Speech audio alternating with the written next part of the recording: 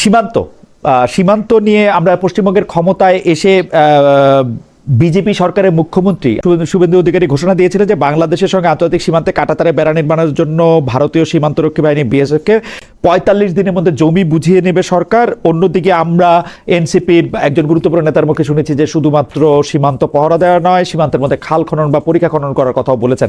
আপনার কাছে কি মনে হয় যে পরিস্থিতি কি আসলে খারাপের দিকে যাচ্ছে? দীর্ঘদিন শেখ হাসিনা ক্ষমতায় ছিল, হয়তো তাদের সাথে অ্যাডজাস্ট হয়েছে, কাজ করাইতে পারছে বা করছেন, বা দুইজনের ভাইস ভার্সা একটা সম্পর্ক ছিল, সুসম্পর্ক। সেটা ইউনূস সরকার আসার পর ছিল না। তুমি চৌকস, মেধা সম্পন্ন, দক্ষ এই সমস্ত লোক আমি এখন পর্যন্ত দেখি নাই এই ক্যাবিনেটের মধ্যে যারা নাকি শুভেন্দু অধিকারীর ফেস করতে পারে। ভারত তো মূল লক্ষ্যটা ছিল কি করে আওয়ামী লীগ এবং হাসিনাকে বাংলাদেশ থেকে নিরাপদে বের করে নিয়ে যাওয়া যায়। কেন? দ্যাট ওয়াজ দেয়ার প্রায়োরিটি, কারণ এবং সেটা তো হয়েছে। এবং আমি বলি, ওনাদের লোকজন বীর দর্পে ইন্ডিয়াতে ঘুরে বেড়াচ্ছেন, সেখান থেকে ফেসবুক লাইভ করছেন, সেখান থেকে ভিডিও দিচ্ছেন, কিন্তু নাম বলছেন না। আপনি দেখবেন যে কলকাতার আপনার হরহামেশে তো আপনি ভিডিও দেখতে পাচ্ছেন। পশ্চিমবঙ্গের যে নির্বাচনটা হয়ে গেল, তারা সীমান্তে কাঁটাতারের বেড়া স্ট্রং করবে এবং তারা জায়গা ছেড়ে দিছে সেখানে বা খাল খনন, মানে হয়তো পানির প্রবাহ তৈরি করবে। এই বিষয়টা কিন্তু টোটালটা তাদের ইন্টারনাল, এবং তারা সিএ এর বদৌলতে লোক তাড়াবেন বা যারা বাংলাদেশে ওখানে আশ্রয় তাদের তাড়াবেন, সব বিষয়গুলা তাদের। কিন্তু এইটা একটা গণতান্ত্রিক সরকার আসার পর এত দ্রুত ত্বরান্বিত হচ্ছে, এটা খুবই বেদনাদায়ক। কেন বলছি আমি, আপনি ভারতের সাথে যে আমাদের সম্পর্ক, একটা মনে রাখবেন, পৃথিবীতে এমন কোন রাষ্ট্র নাই যার তিন দিকে একটা দেশ ঘিরে থাকে, আমার জানা নাই। আর একদিকে আছে মিয়ানমার বা বঙ্গোপসাগর। আপনি জিওগ্রাফিক্যালি এই বিষয়গুলো চিন্তা করতে হবে।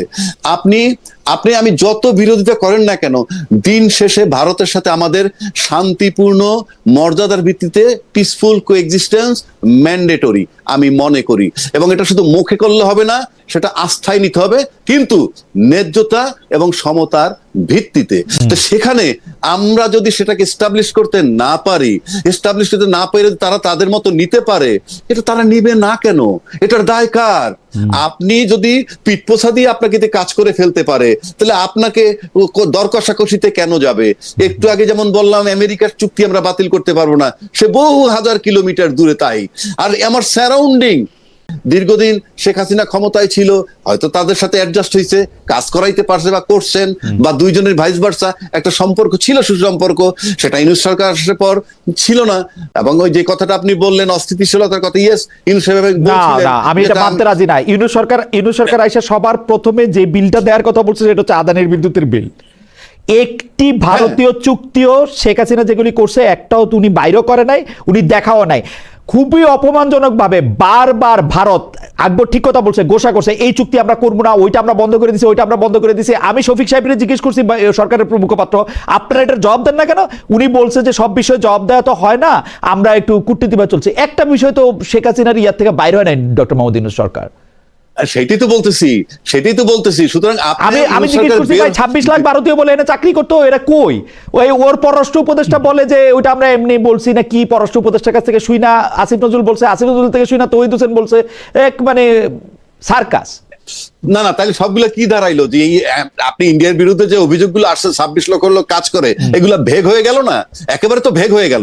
এই যে ভেগ কথা বলতে কিছু আসে যায় তো না, কিছু আসে যায় না। আমি সেজন্য বলছি, আপনি আমার দেশের বর্তমান যে রাজনৈতিক পরিস্থিতি, তাতে আমরা হয়তো ইন্টারনালি পিসফুল থাকতে পারি। কেন থাকতে পারি সেটা বলি। কারণ বাংলাদেশে এরকম নজিরবিহীন নির্বাচন আর হয় নাই, যেখানে গণভোট দুইবার গইনা দুইটা প্রজ্ঞাপন দিছে এবং 10 লাখ ভোট বাতিল হয়েছে।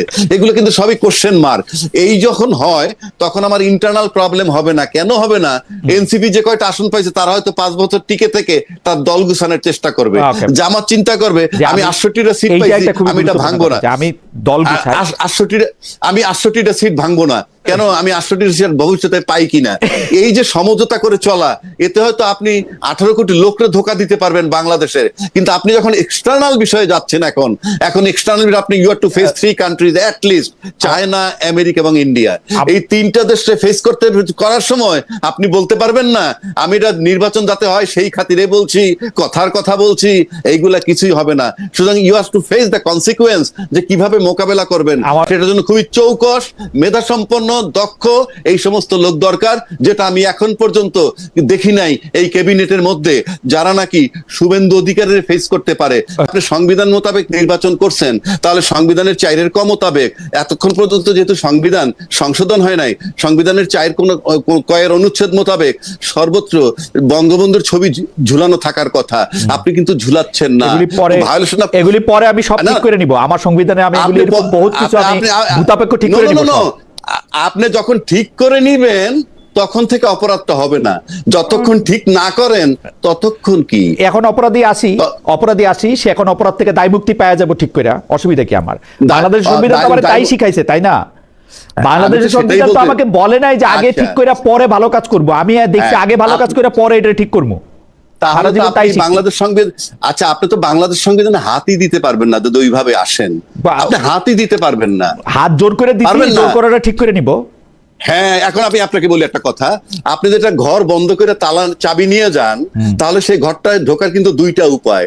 এক, যে চাবিটা নিয়ে গেছে তারে আইনে চাবিটা এনে দরজা খুলে ঢুকবেন, অথবা দরজা ভেঙে ঢুকবেন। আমি ঘর ভেঙে, তো এখন আমি দরজা ভেঙে, আপনি দরজা ভেঙে ঢুকেন, তো ঢুকছেনই তো অলরেডি, আবার ঢুকবেন। সেটা তো কোনো। খালেদ ভাই, আমি আপনার একটা সিম্পল প্রশ্ন করি, যদি আপনাকে আমার প্রশ্ন করা ঠিক না, আমি আপনার কাছ থেকে আপনার কাছে বোঝার জন্য, আমি একটা, মনে করেন আমি একজন ছাত্র, আপনি একজন টিচার।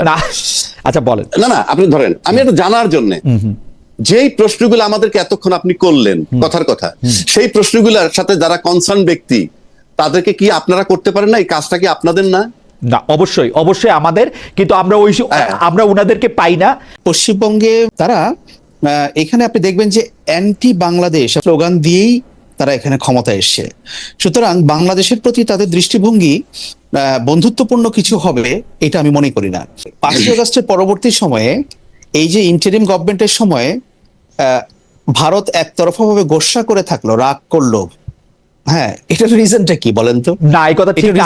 আপনি খেয়াল করে দেখেন, প্রফেসর ডক্টর মোহাম্মদ ইউনূস সরকার প্রধান হয়ে চীনে গিয়ে বলছেন তিনি 7 সিস্টার্সে মানে অভিভাবক, তিনি একতরফা না। কি বলছেন বলেন আপনি? কি বলছেন? উনি যে সাক্ষাৎকারটা দিয়েছেন, সেখানে উনি বলেছেন যে এই অঞ্চলের স্থিতিশীলতা আমাদের জন্য যেমন দরকার, ভারতের জন্য তেমন দরকার। এই অঞ্চলটা আপনি 7 সিস্টার্স বলেন একদম। আমি বলতেছি, হ্যাঁ আমি বলতেছি এই অঞ্চলে ভারতের দরকার। ভারতের যে 7 সিস্টার আছে সেটার স্থিতিশীলতার জন্য এই অঞ্চলের স্থিতিশীলতা দরকার। এবং আমি আপনাকে একটা কথা বলি, আপনি কি একটা দেশের, যেই দেশের কোনো একটা অঞ্চলে আপনার বিরুদ্ধে ঝামেলা চলতেছে, আপনি যদি ওই দেশের সাথে আপনার কূটনৈতিক সম্পর্ক রাখেন, আপনি এটা সিঙ্গেল আউট করতে পারবেন? একটি উদাহরণ আপনি দেখাতে পারবেন এই মনে করেন পুরা পৃথিবীতে? বাংলাদেশে যেটা হয় কি জানেন, মরা সাপকে সবাই একটা করে বাড়ি দিয়ে যেতে চায়।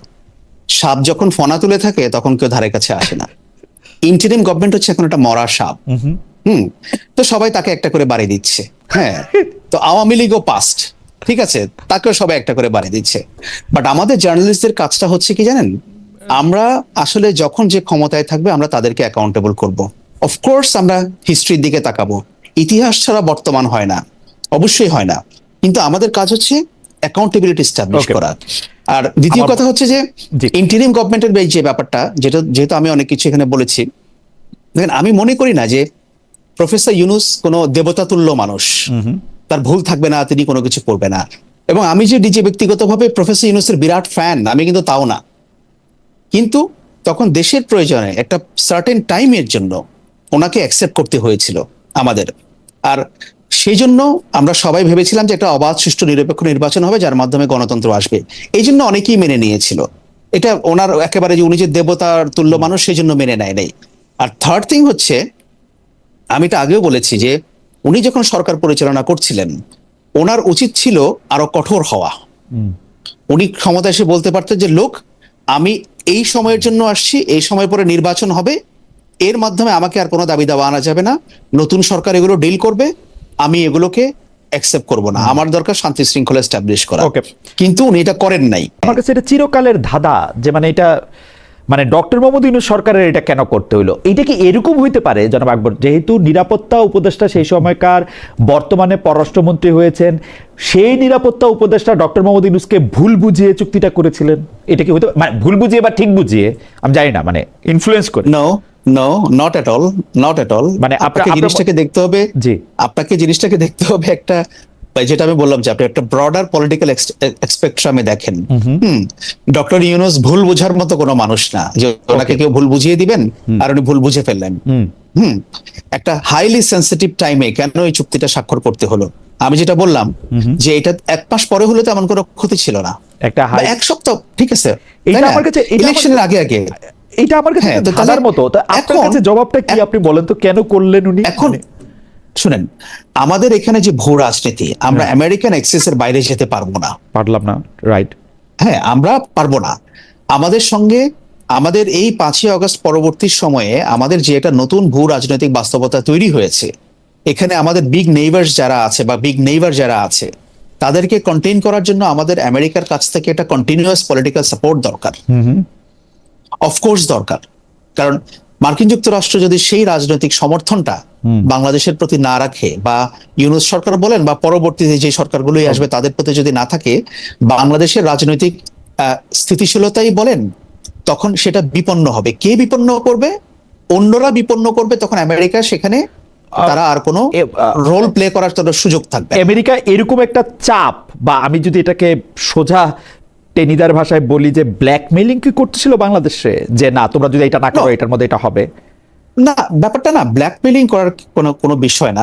মানে আমি যেটা জানতে দিছি যে আপনি যেটা বললেন সেটাতে হচ্ছে যে আমেরিকার চাপটা সহ্য করার জন্য বা হজম করার জন্য বাংলাদেশের চুক্তিটা করা দরকার ছিল।